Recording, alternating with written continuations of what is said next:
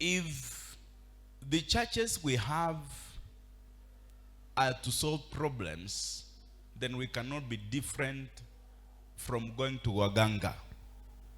If the churches where we fellowship can be places to solve problems, then we have got no difference between us as the church and going to waganga.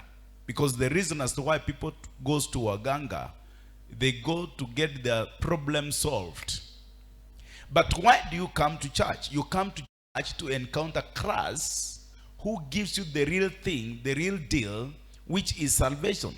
And that is why we've been breaking down to understand what salvation is, because in not understanding salvation, then you don't understand what Christianity is.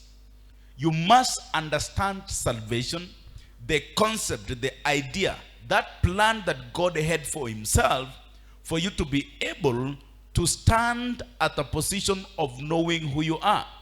The only way you recognize the authority, the believer to know his or her authority, is when you understand the stand of salvation, the plan, the intent, the idea that God had to save man. And that came out of God becoming a man to bring us to himself.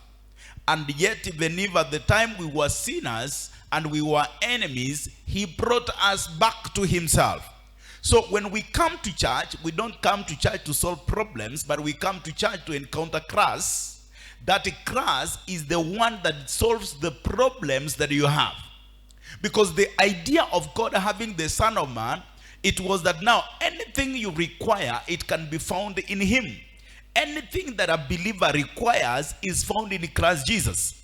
Philemon will say in Philemon 1:6 that if you acknowledge every good thing that is in him through faith, that is when your communication becomes effectual to get to know that which has been packaged for you. For you to be able to receive that which God has for you, you must see it through the Son of Man. That is why Jesus says confidently that there is no man who can see the Father unless through me. It is through Jesus Christ that you can be able to receive the access to see the Father.